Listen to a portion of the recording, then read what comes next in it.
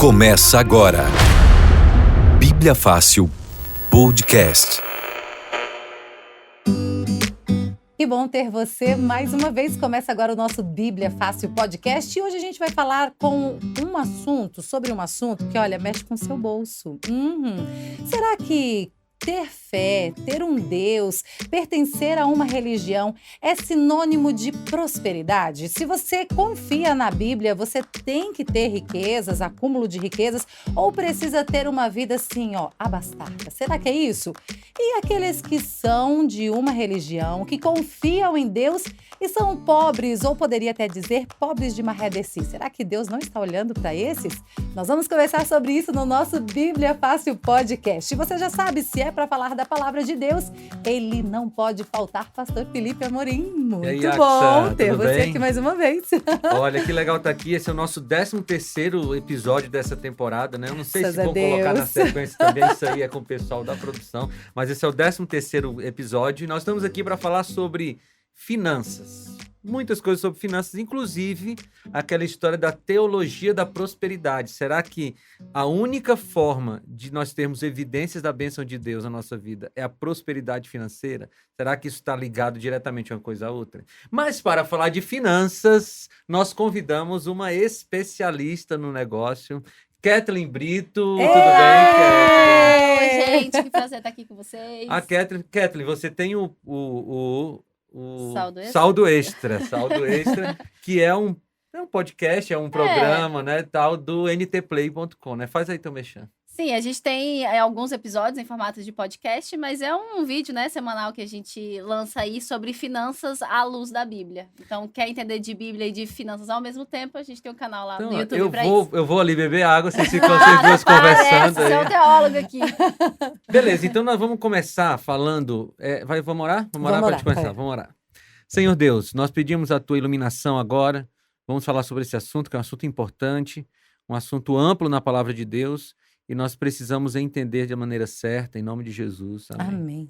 Ô, Kathleen, já que você tem esse programa aí, Saldo Extra e tal, a Bíblia fala pouco ou fala muito sobre dinheiro? Porque às vezes a pessoa diz assim, puxa vida, eles vão falar sobre dinheiro, mas dinheiro, Bíblia, dinheiro, tem Deus... Tem uma coisa a ver com a outra. Fala pouco ou fala muito? A Bíblia fala muito, muito sobre dinheiro, né? Em todos os aspectos, como a gente gere o nosso dinheiro em casa, em relação a investimentos, em relação a dízimo, em relação à oferta, em relação a ajudar o próximo ou não. Tudo que tem a ver com dinheiro e como você gerir a sua vida, a Bíblia fala de uma forma ou de outra.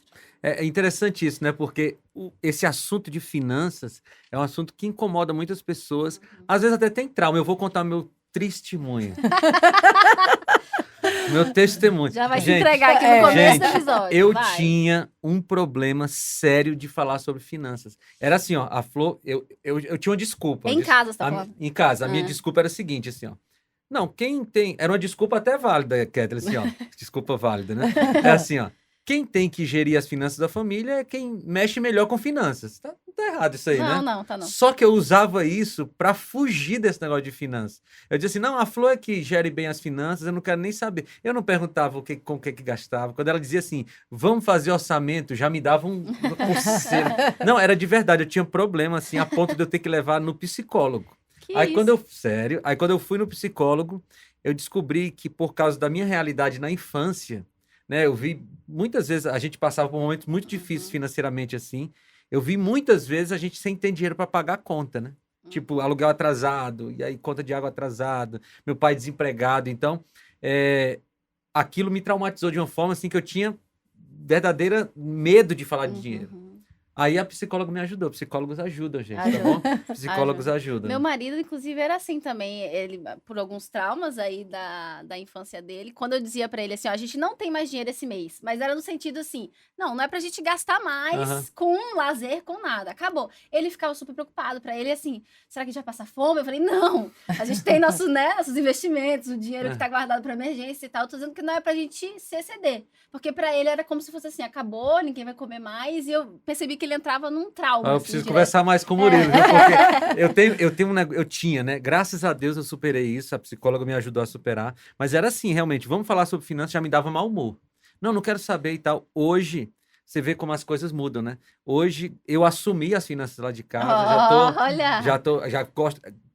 Kathleen, hoje eu gosto de fazer orçamento, Que lindo! de pagar as contas e muito não sei o que orgulhosa. e tal. Pois é, já tô aprendendo, não estou no nível da professora, né? Mas já estou aprendendo a fazer um investimento, guardar um Isso aí. pouquinho e tal. Mas às vezes a gente tem esse trauma com esse assunto, porque realmente é um assunto que mexe com a gente, né? Mas a Bíblia fala muito sobre finanças. A gente vai falar sobre alguns princípios, a gente vai aproveitar a Kathleen aqui e falar alguns princípios de gestão financeira. Mas eu queria tocar num assunto que é muito importante, que é a questão da teologia da prosperidade.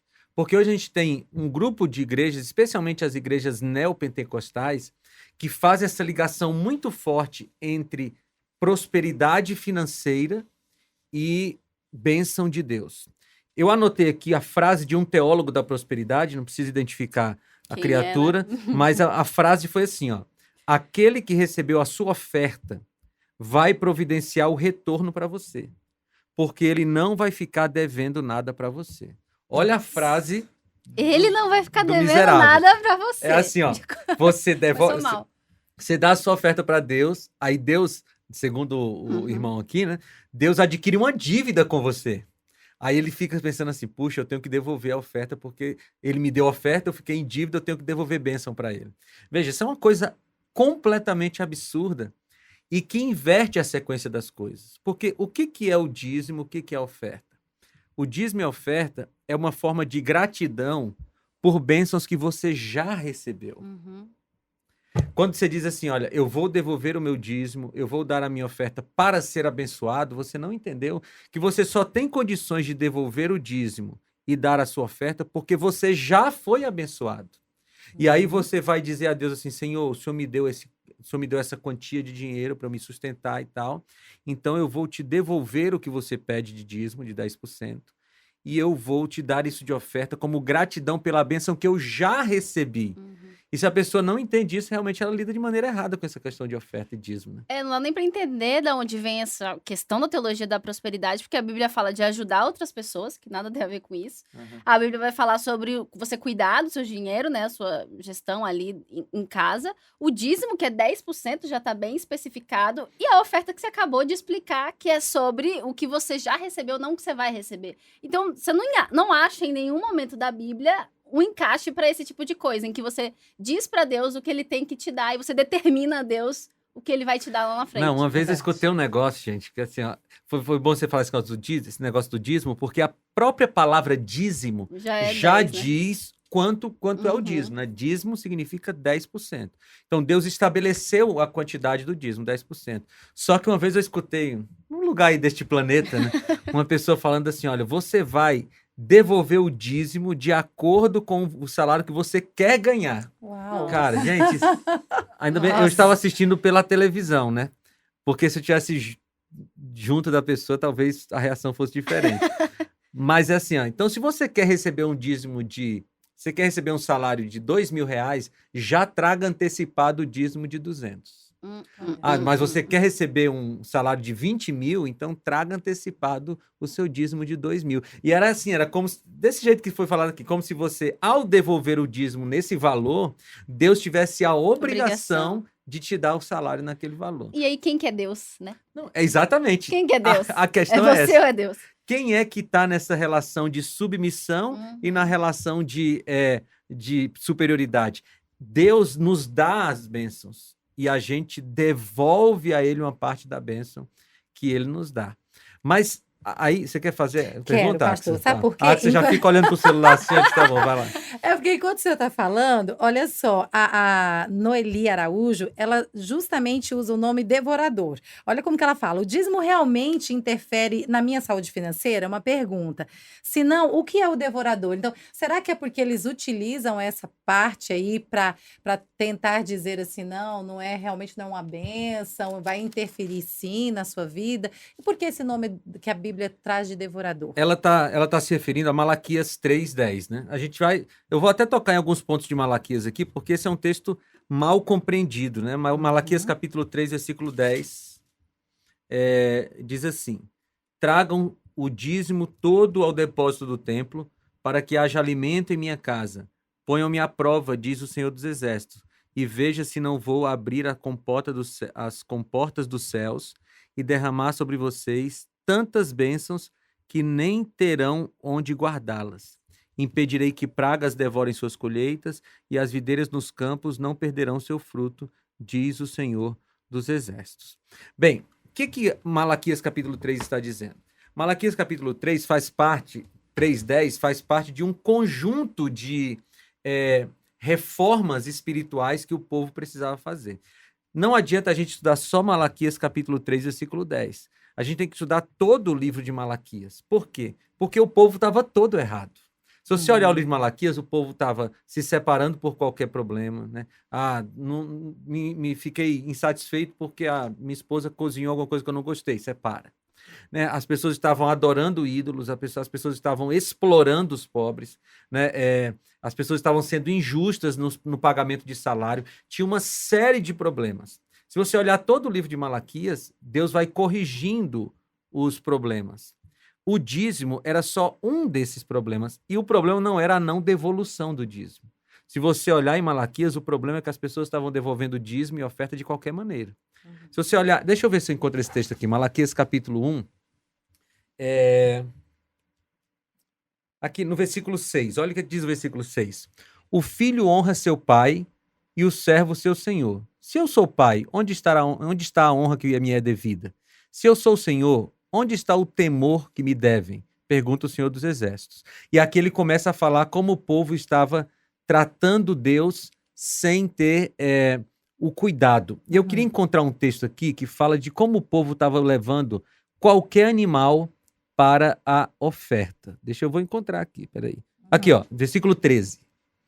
E ainda dizem, que canseira, e riem dela com desprezo, diz o Senhor dos Exércitos. Quando vocês trazem animais roubados, aleijados e doentes e oferecem em sacrifício, deveria eu aceitá-los das suas mãos? Pergunta o Senhor.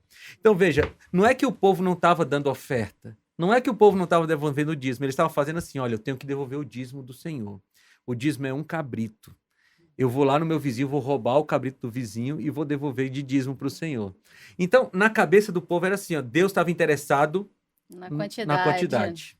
Sim. Deus estava interessado no objeto. Quando Deus disse que estava interessado no coração, na fidelidade, na intenção que eles devolvem. Aí a gente entende Malaquias 3:10, quando ele diz assim, que eu vou devolver bênçãos sem medidas. Por quê?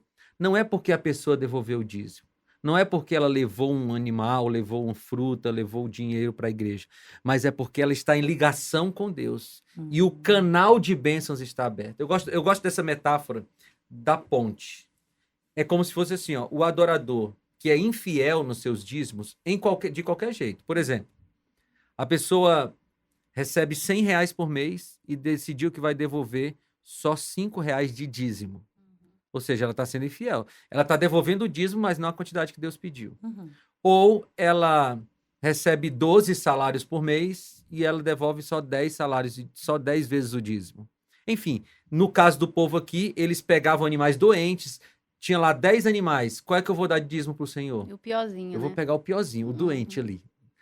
Então, quando você é infiel no dízimo, em qualquer desses aspectos, você derruba essa ponte entre você e Deus. Porque a infidelidade, lá diz Isaías 59:2, que os pecados fazem separação entre nós e Deus. Então, quando nós somos infiéis no dízimo ou em qualquer outro lugar, nós estamos quebrando a ponte de ligação entre nós e Deus.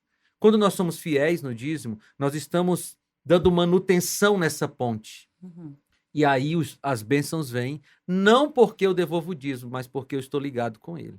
Então, o dízimo é só um sintoma da minha não ligação com Deus. E isso é importante a gente entender. Então, Malaquias 3:10 não é assim, eu dou o dízimo e Deus me abençoa. Não, eu entendi a bênção de Deus, sou fiel a ele e faço o que ele pedir, inclusive a devolução dos dízimos e das ofertas. Né? Agora, pastor, e Kathleen também, ó, a Jocássia Medeiros, de Salvador, Bahia. Eita, Bahia! Minha Bahia linda, um beijo pra Kathleen, tu é baiana, vocês. Kathleen? Não, eu nasci em pai? Brasília, mas meu Você pai, minha irmã, eu eu cresci na Bahia, né? Cresceu Eu na tenho Bahia. um carinho Terra boa, enorme. né? Assim.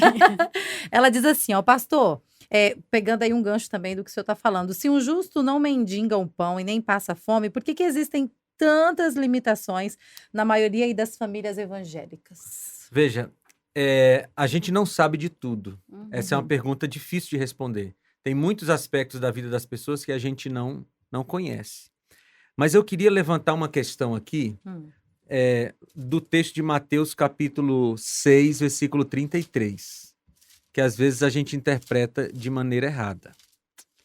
Ó, porque a promessa lá que Davi faz é que ele nunca viu um justo mendigar o pão. Uhum. Né? A ideia ali é que teria o que comer todo dia. Teria que comer todo dia. Olha o que diz Mateus 6,33. Esse é um texto muito usado nesse contexto de finanças, né? Mateus 6,33. Busquem, pois, em primeiro lugar o reino de Deus e sua justiça. Aí, só dar uma pausa aí. Eu já recitei esse texto várias vezes na igreja só para fazer teste. Eu digo assim, vamos recitar comigo, gente. Buscar em primeiro lugar o reino de Deus e a sua justiça e... Aí as pessoas dizem, e todas as coisas vos serão acrescentadas. Eu disse, gente, peraí, vamos ler na Bíblia? A Bíblia diz assim, e todas essas coisas vos serão acrescentadas.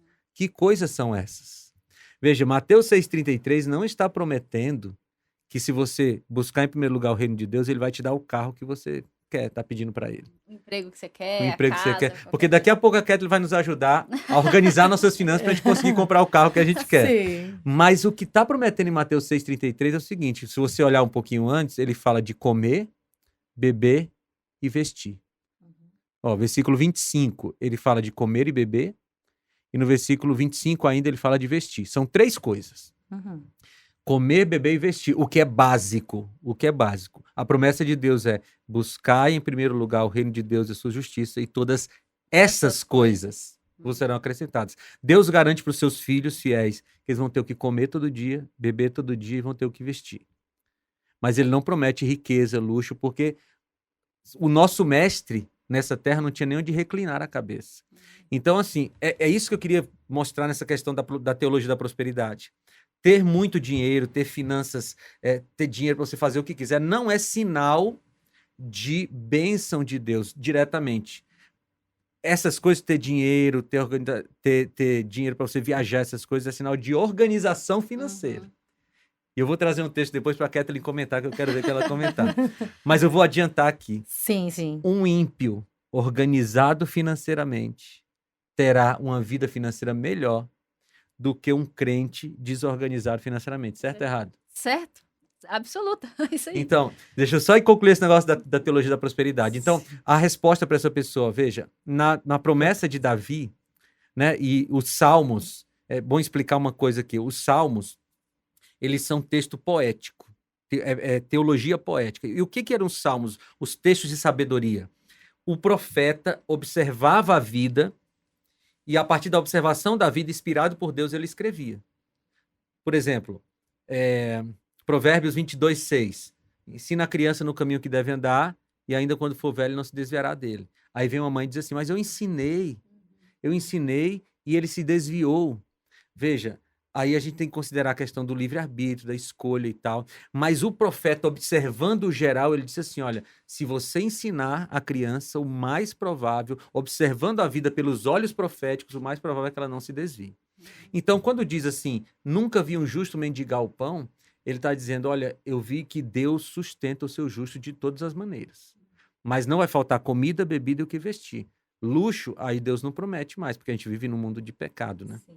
E aí, antes da Kathleen fazer uma colaboração, que eu sei que ela está querendo falar também, a gente já pode agradecer aqui a Ana Clara, de Minas Gerais, e também ao Isaac, porque eles justamente trouxeram uma questão que o senhor já explicou, pastor. A Ana diz assim, se Deus é dono de todas as coisas, por que dinheiro é um tabu?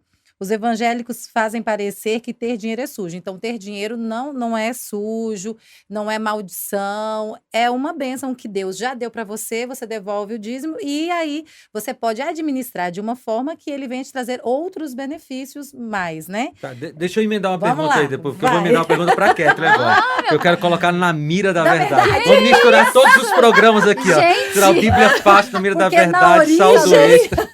Ó, veja, por um lado, a riqueza não é sinal de bênção de Deus, Certo. né? Nem todo mundo que é rico é porque foi abençoado por Deus, nem todo mundo que é pobre é porque recebeu maldição de Deus. Uhum. Agora, o crente, Catherine, o crente, ele precisa se organizar financeiramente ou ele vai depender só da bênção de Deus? Olha o corte. Ele com certeza precisa se organizar financeiramente. Porque quando a gente, né, estuda a Bíblia, eu não sei se é no mundo evangélico ou só na igreja adventista a gente tem o conceito de mordomia cristã. Não, no mundo No mundo evangélico. evangélico No mundo todo, né? evangélico. O que é a mordomia cristã, para quem não sabe, né? Quando a gente se coloca como mordomo, né? A gente, quando fala em mordomia, pensa a pessoa, né, que tá de boa lá na praia em Salvador, talvez tomando, né, um água de coco, mas não é isso. Mordomia tem a ver com ser mordomo. Então, nós estamos aqui nesse mundo, o quê? Para servir ao dono de tudo, que é quem? Que é Deus. Então, quando a gente entende que a Bíblia traz esse conceito de que nós somos mordomos e Deus é o dono de tudo e nós não somos donos de nada, você entende que a gente está nesse mundo para viver uma vida de renúncia, em que não é o que a gente ouve por aí, a vida é minha, eu faço o que eu quero, né? Filhos adolescentes falando, a vida é minha, eu faço o que eu quero. Não é assim. Não tem nem dinheiro para comprar uma cueca, mas... Do ponto de vista bíblico, não existe isso. A sua vida não é sua. A sua vida pertence a Deus. E o que envolve a sua vida? Todos os aspectos da sua vida. Né? Não só aí, talvez, a sua família, o seu emprego, mas também o seu dinheiro. Então, quando você gere o seu dinheiro, gere os recursos que Deus te deu, você está entrando aí exatamente nesse conceito de que você está servindo a Deus, você está adorando a Deus através dos seus recursos. Então, tem tudo a ver a ligação entre a adoração e a gestão dos seus recursos, então é muito importante. Uma pessoa que não consegue gerir as suas finanças, ela está errado, ela está equivocada. Não é isso que a Bíblia pede em relação ao cuidado com a nossa vida. Quando a gente pensa, às vezes, no trabalho, a gente... trabalha tanto para os outros, né? A empresa do fulano nem é seu, né? Às vezes nem você é CLT, trabalha para outra empresa e você dá toda a sua vida ali, às vezes, né, anos e anos da sua vida, mas a sua empresa, que é você, que é a sua família, você não cuida, você não administra. Olha o corte, gente, é o seguinte, ó. Não, eu quero explorar esse ponto aí. Cara, esse conceito é interessante, Catherine. Eu sou uma empresa e eu preciso me gerir, né? Você gere a empresa dos outros e não gere a sua própria empresa, que é você. Isso é muito triste, porque a única coisa que você tem nessa vida é você mesmo. Você faz a empresa do outro prosperar. Exato. E você faz a sua quebrar com as suas Exatamente. decisões. E se você é cristão, você está indo ao contrário ao que a Bíblia diz. Você está errando. Eu gosto de dizer lá no canal que você precisa pedir perdão para Deus. Se você não está cuidando das suas finanças do jeito correto, se você sabe que você está errando, se você sabe que você está entrando num cheque especial por negligência sua, por erro seu, não é, meu pai não me ensinou, tal, mas você pode aprender agora, você já é adulto, você sabe onde tem conhecimento, aí o saldo extra tá aí para te ajudar, a Novo Tempo aqui como um todo tá para te ajudar, você não tem desculpa, então você precisa pedir perdão a Deus, buscar conhecimento e não errar de novo. Olha, eu vou te falar uma coisa, você tocou num ponto aí que agora me emocionou. Não, mas é o seguinte, na minha infância, nunca ninguém... Assim, meus pais eram pessoas muito simples, né? Meu pai já faleceu, minha mãe é viva ainda, mas eles não tiveram essa educação financeira, A né? maioria dos brasileiros, né? Então, eu não me lembro qual foi a primeira vez que eu tive uma conversa sobre educação financeira, mas eu já era um adulto. Eu acho que foi com a psicóloga, quando eu fui tratar o meu problema. Mas hoje, sabe o que eu faço? Até conversei com a Kathleen um pouquinho sobre isso há algum tempo. Eu estou ensinando para os meus filhos isso. Muito legal. Pô, o Daniel tem 8 anos, né? Desde que ele tem 6 anos, mais ou menos, a gente dá uma mesada para ele. Gente, não é uma coisa... Eu dava R$30. Aí esses dias eu soube que minha esposa fez um reajuste para R$40. Eu nem sabia, ele ganhou um aumento, né?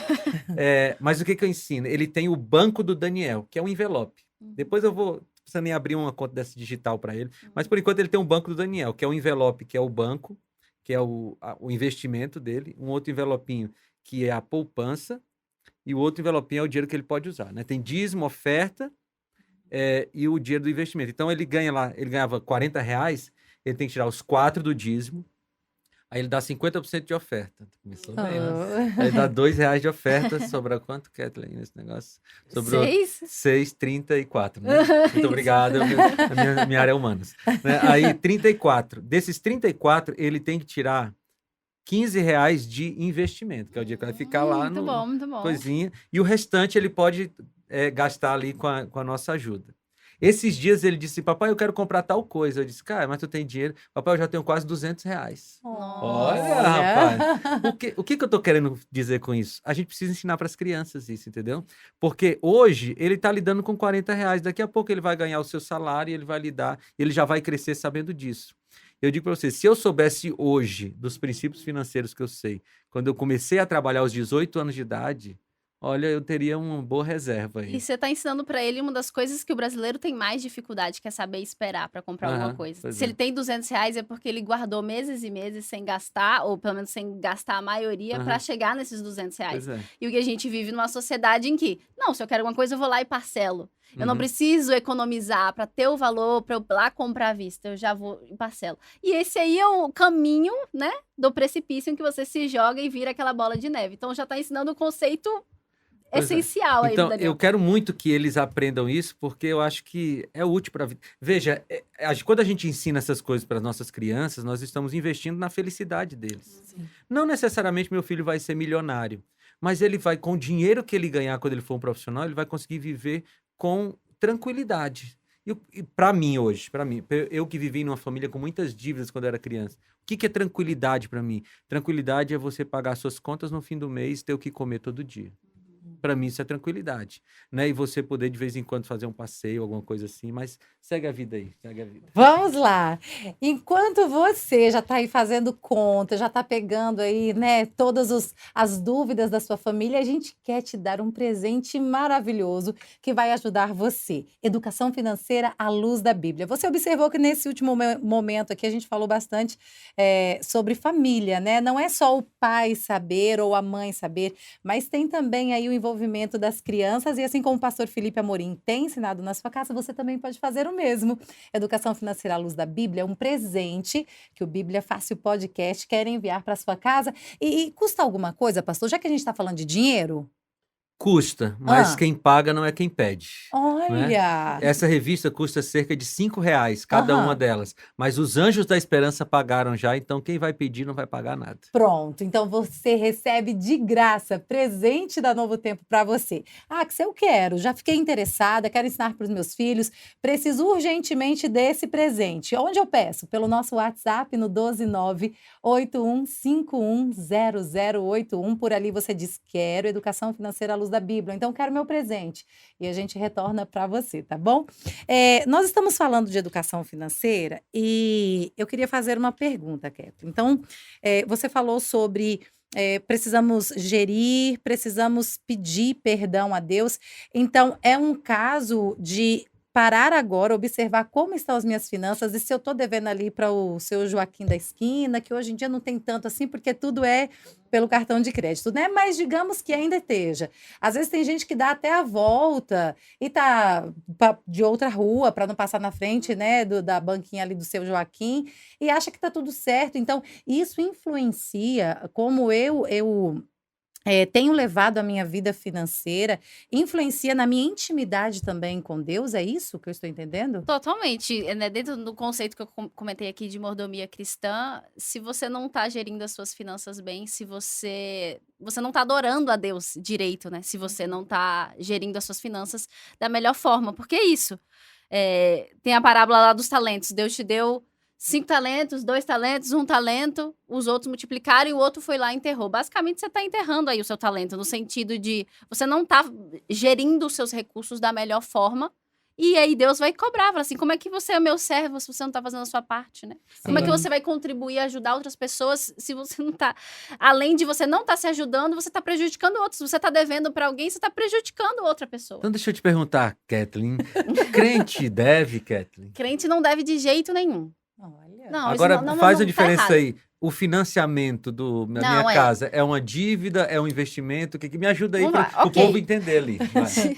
Se você tem tudo que você não pagou ainda, né? Seja um cartão de crédito, um financiamento de uma casa, de um carro, é uma dívida que você tem. Tudo é Certo. considerado dívida. Certo. Mas nesse caso do que eu estou citando aqui, não seria isso, né? Isso aí está programado para você pagar. Se você pagar, tudo certo. É só uma forma de você gerir as suas finanças, né? Eu vou pagar aqui depois por conta do cartão de crédito, etc e tal. O que eu estou falando é de gente que está inadimplente. E gente que está inadimplente por culpa sua, né? Sua mesma, de tipo, eu não corri atrás de me organizar financeiramente, eu sabia que se eu pegasse esse empréstimo aqui, eu talvez não ia conseguir pagar, aquilo virou uma bola de neve, né? Fiquei com o nome sujo, não, agora eu vou esperar os 5 anos passarem lá, para meu nome limpar de novo, vou deixar isso para lá. Porque tem isso mesmo. Então, nesse aspecto que eu tô dizendo que, não, isso aí não é bíblico, você tá errado, você deve pedir perdão a Deus, dar um jeito de organizar suas finanças, pagar quem você está devendo e não repetir esse erro. Porque isso está errado e, biblicamente, você está incorreto aí. Imagina, você vai num lugar para pedir um empréstimo que, não, você é enrolado, eu não vou te... Isso é um cristão, né? Um cristão jamais faria isso. Às vezes a gente não pensa que o terceiro mandamento da lei de Deus é quebrado quando a gente está com o nome sujo na praça. Mas lá o terceiro mandamento diz, não tomar o nome de Deus em vão. O que é tomar o nome de Deus em vão? Às vezes a gente pensa que tomar o nome de Deus em vão é você tropeçou e dizer, ai meu Deus, né? Ou então, sei lá, contou uma piadinha com alguma coisa no nome de Deus. Veja, não é exatamente isso que a Bíblia está dizendo. Tomar o nome de Deus em vão é você se arrogar de cristão e representar mal o nome de Deus. E aí a Kathleen deu esse exemplo aqui, que é muito interessante. Você já pensou um cristão que é conhecido no bairro como o caloteiro, né? Sim. Compra aquelas revistas da Avon toda, né, gente? A revista não ganho nada da Avon, tá, gente? Mas é que é a única que veio na minha cabeça. Enfim, aquelas revistas e tal, da Tapaué. Tapaué existe ainda? Disse que eu falei, né, Tapaué? Mas, enfim, você compra tudo que é revista e depois você fica se escondendo da pessoa que você comprou, que você não tem como pagar. Você está representando mal o nome de Deus. Então, quando um cristão ele cumpre com as suas obrigações financeiras, ele está representando bem o nome de Deus também. Pode falar. Isso todo mundo quer falar agora. Vai. Não pode estar perguntando, já perdi até a linha. Kathleen, Ronaldo Ferreira de Alagoas, ele quer aqui uma salvação. Ó. Minha vida... Consultoria agora. Vamos ver o que eu posso Minha fazer. vida financeira não avança. Eu vendo o almoço para comprar a janta. Ou seja, já ficou sem almoçar, né? Vender o almoço. Não acho justo ter que dar dinheiro para a igreja para sustentar os pastores ricos. Como assim, gente? Eita, eu acho que a gente começa aqui, vai um pouquinho aqui. Então, na verdade, ele não tá dando dinheiro aí, no caso, para a igreja dele, nem para os pastores, né? Quando a gente tá falando desse aspecto, é um negócio que tem a ver com Deus, com a adoração a Deus. Agora, a nossa parte a gente tem que fazer. Deus tá pedindo claramente, na Bíblia a gente vê sobre o dízimo, os 10%. Aí tem gente que fala assim, tá, mas eu não confio nas igrejas, eu mesmo vou fazer o que eu quiser com o dízimo. Mas não é assim que a Bíblia fala, né? O pastor pode explicar isso melhor. A gente tem que fazer a nossa parte, e aí se gerirem mal os recursos que você deu, no caso do dízimo, aí a pessoa vai responder por isso, a igreja. Com ele. Eu vou já responder essa questão dos pastores, mas eu quero aproveitar a pergunta dele, porque ele diz assim, eu estou vendendo o almoço para comprar a janta e tal. Kathleen, é quanto eu ganho que importa ou é como eu faço a gestão do meu dinheiro? Se eu ganhar mais... Deixa eu refazer a pergunta.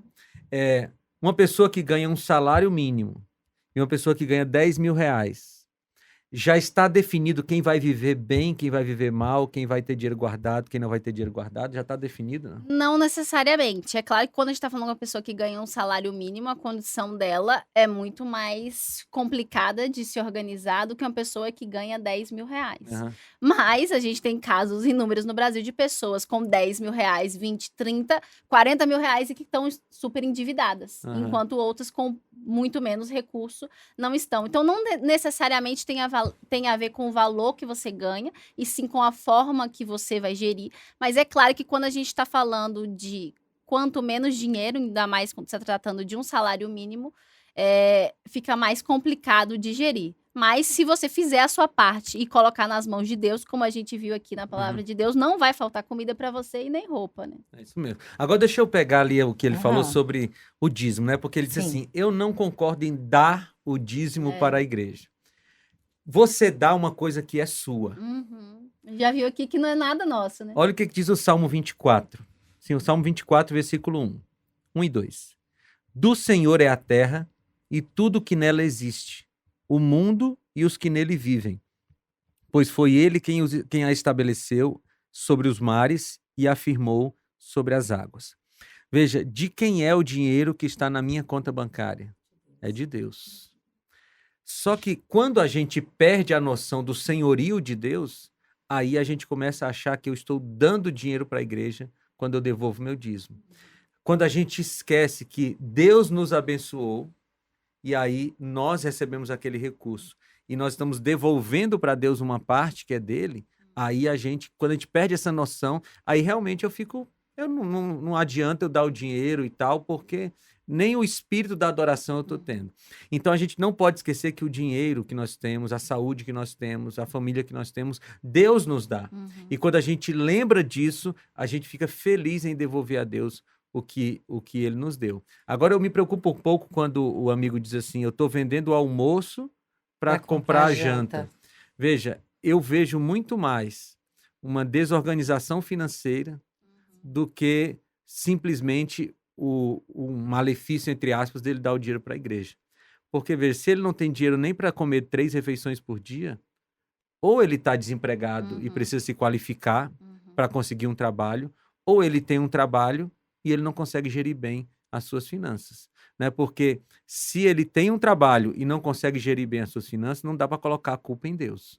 Porque Deus não é culpado da nossa má gestão, né? Agora, eu não sei se caberia aqui comentar que ele falou assim, vai dar para os pastores. Tem a ver também com o local em que você vai devolver o seu dízimo, né?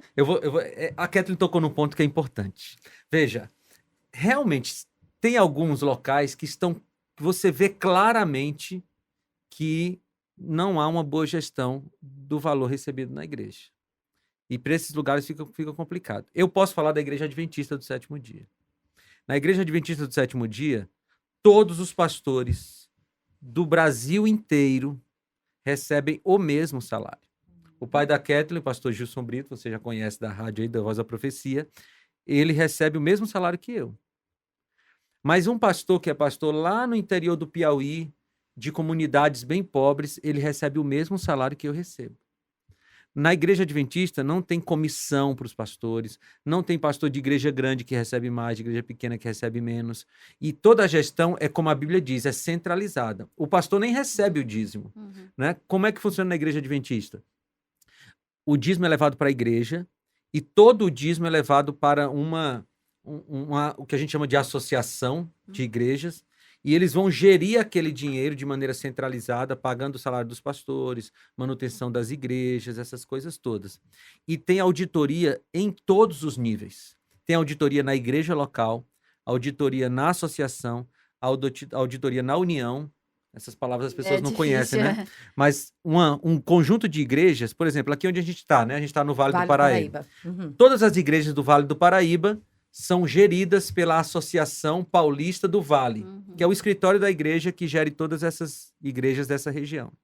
E todas as igrejas do estado de São Paulo são geridas pela União Central Brasileira, que fica ali em Arthur Nogueira, que é um escritório que gere todas essas igrejas. Então, a igreja é dividida assim.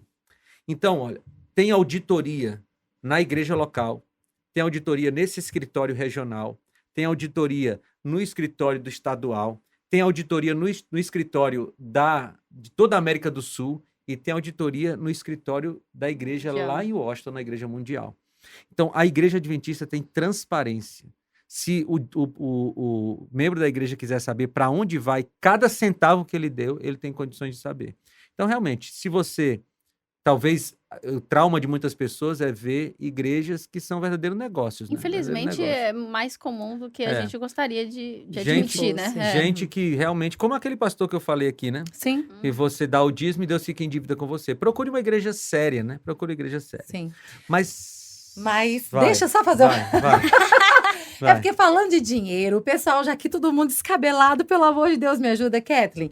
Olha só, a Ellen Borba realmente já disse, me ajuda a sair das dívidas, pelo amor de Deus. Houve aqui um grito de desespero, de tipo assim, pelo amor de Deus, socorro, né? Como dizem aí essa nova geração, socorro, Deus! É bem assim. Vai, Kathleen, momento saldo extra dentro do Bíblia Fácil. Sim, e aí a Bárbara já fala assim, ó, ok, quais os princípios básicos de uma boa administração financeira? A gente já tocou aqui um pouquinho, né? Ela diz assim, ó, estou sem crédito na praça há anos Meu e pai. não consigo sair dessa bola de neve. Sabe o que acontece? A maioria das pessoas que me procura, né, para alguma consultoria, alguma coisa assim, eu pergunto, tá, mas quanto que você ganha? A pessoa não sabe dizer nem quanto ela ganha. Não, eu tô falando, eu acho que é uns R$2.000. Eu falo, você acha? Eu preciso que você me diga 1.900, né, e 30 centavos. A maioria das pessoas não sabe dizer quanto que ela ganha. Que dirá quanto que ela gasta. Falei, tá, quanto que você gasta por mês com a alimentação? Não sabe. Então, o primeiro passo é você saber o que está acontecendo. E você só vai saber o que está acontecendo se você botar ali tudo no papel. Então, ó, quanto que você recebeu esse mês? Anota. Né? Aí, quanto que eu gastei no mercado? Vai e anota. E aí, depois, no final de cada mês, olha a sua situação. Então, quando você conseguir olhar para as suas contas, é que você vai conseguir entender como você vai resolver. Você não vai resolver deitado na sua cama preocupada lá, né? E agora, quando você liga para o banco, já tentando renegociar a dívida, renegociar, e nunca sai dessa bola de neve. Você precisa de um plano de ação, né? E esse plano de ação só vai existir se você botar as contas no papel. Mas o que a gente quer fazer? Quer só, né, empurrar com a barriga. É Se que a gente dá fizer trabalho, isso, não né, vai. Kathleen? Dá trabalho. Dá E é trabalho. duro você descobrir a realidade, né? Não.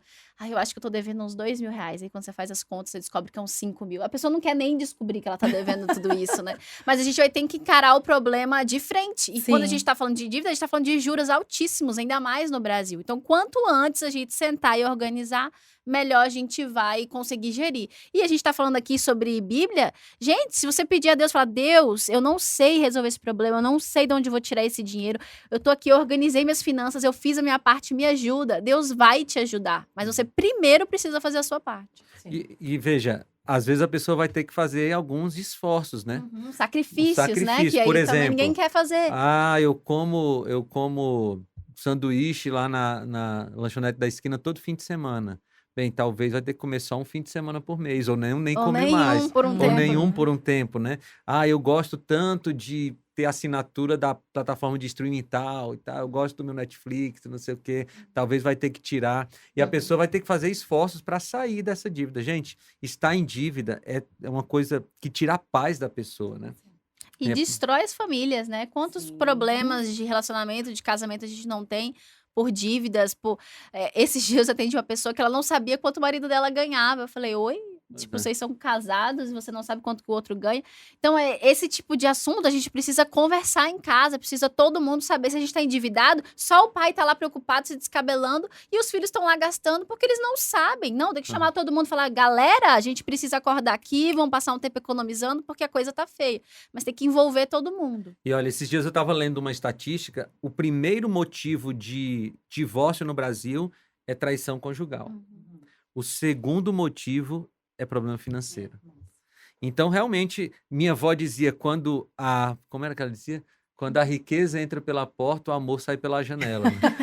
É mais ou menos isso aí. Mas, realmente, os problemas financeiros, eles trazem muitos desafios. Kathleen, o nosso tempo está acabando, mas eu quero tocar num ponto aqui. Ai. Provérbios, capítulo 10, versículo 4. Até falei sobre isso lá no comecinho. Diz assim, as mãos preguiçosas empobrecem o homem, porém as mãos diligentes lhe trazem riqueza. Aí eu disse lá no começo assim, que um crente, nem sei se eu disse assim, mas vou dizer agora, um crente preguiçoso vai ter menos prosperidade que um ímpio trabalhador. Esse princípio vale, Kathleen?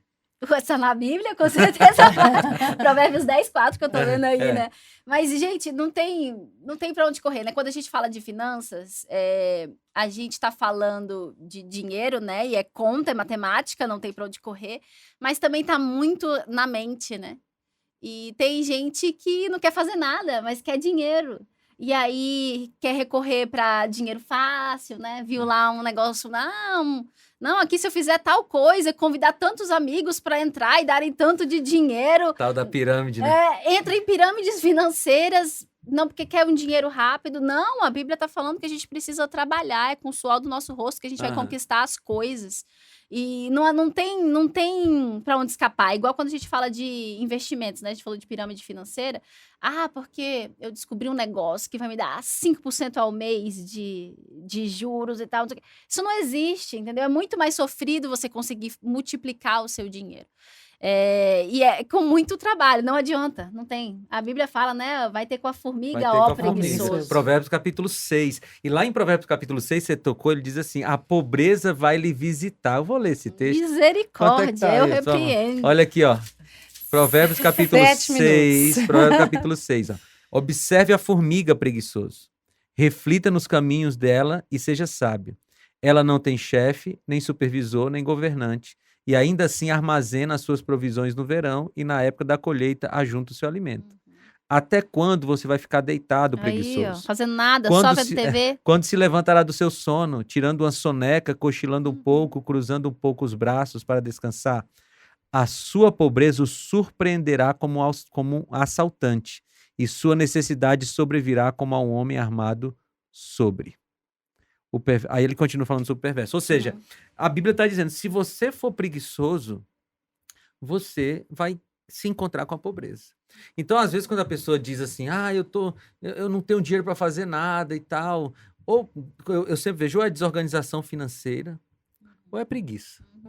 Porque, gente, a Bíblia tem um monte de promessa para quem trabalha. E Deus abençoa quem trabalha. E eu arrisco dizer aqui que Deus abençoa o ímpio trabalhador e ele repreende o crente preguiçoso.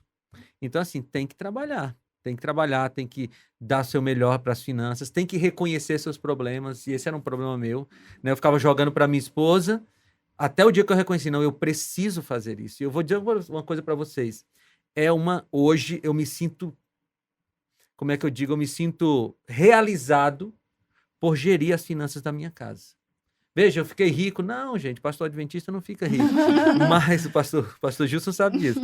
Mas eu tenho prazer em saber que eu tenho dinheiro suficiente para pagar minhas contas, que eu consigo guardar algum dinheiro para nas férias tomar um sorvete com meu filho, essas coisas assim. Então, é importante a gente se organizar e é importante a gente ser fiel a Deus. A organização financeira passa por colocar Deus em primeiro lugar. Então, você recebeu o seu salário, primeira coisa que você faz é tirar o que é de Deus. Então, você tira o seu dízimo, a sua oferta, e o restante é seu. Certo, Kathleen? Seu entre aspas, né? Não é bem seu, não. Segundo Salmo 24, tudo é de Deus. Então, veja como isso é interessante. Eu tirei lá os meus 10% do dízimo. Vamos dizer que eu tirei mais 1% de oferta. Cada um diz o valor que quer dar. Né? Isso é uma coisa de fórum íntimo.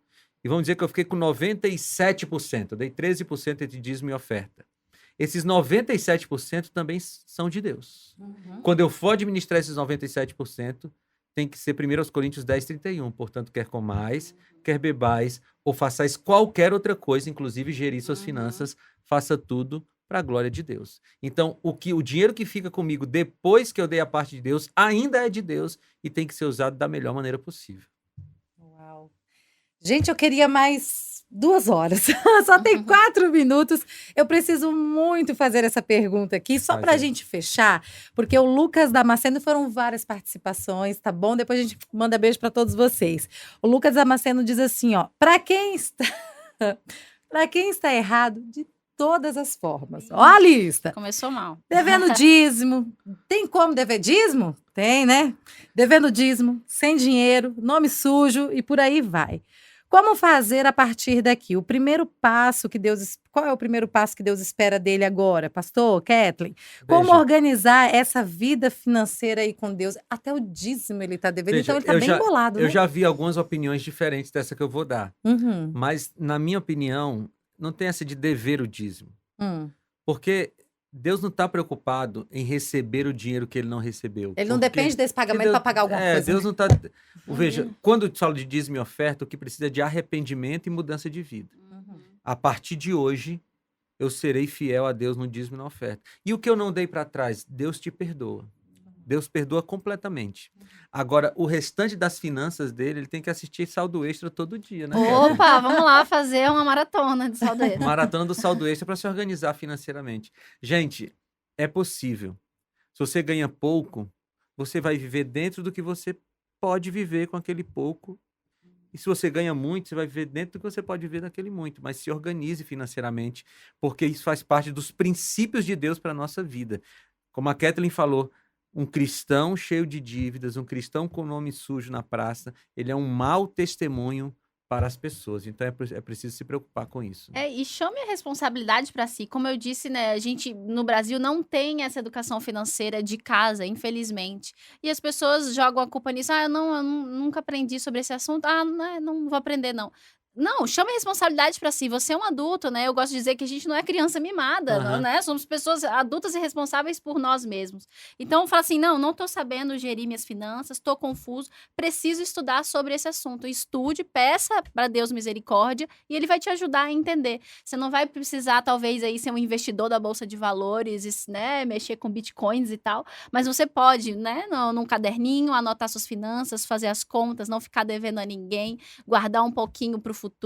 Isso é possível e não é tão difícil se a gente se dedicar e ainda mais pedindo a bênção de Deus. É verdade. Uma coisa só, para encerrar minha parte aqui, porque isso mexe muito comigo. né? Uma coisa que eu admirava demais na minha esposa é que ela sabia assim, quanto vai dar o cartão de crédito? Ela, vai dar tanto.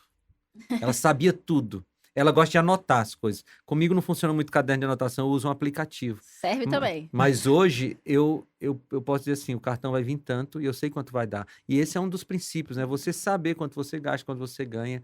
Mas enfim, daria outro programa esse negócio aqui. Com não daria? certeza. Produtora, queremos mais um programa desse. E você que está nos assistindo, por favor, já peça agora. Não deixa para depois, que às vezes você olha assim, fica um pouco triste, desanimado, fala, ai meu Deus, e agora? E agora, primeiro passo, pedir esse presente para você compreender melhor sobre como gerir as suas finanças, tá bom? Educação financeira à luz da Bíblia, da forma correta, como você deve fazer. E Deus vai estar aqui, ó, ajudando você, porque o Espírito Santo vai mostrar para você na Bíblia, de forma muito clara e simples, como gerir os seus, todos os seus bens, né? Toda a forma aí que você tenha aí ganhado seu dinheiro. Porque tem gente que é assalariado, tem gente que precisa fazer o pão Autônomo. depois, né? Para vender. 12981510081. A gente vai acabando por aqui bem rapidinho para agradecer, Kathleen. Muito obrigada. Obrigada a Prazer em ter você, foi um aqui. prazer estar aqui com vocês. Pastor Felipe Amorim? Até semana que vem. É isso aí.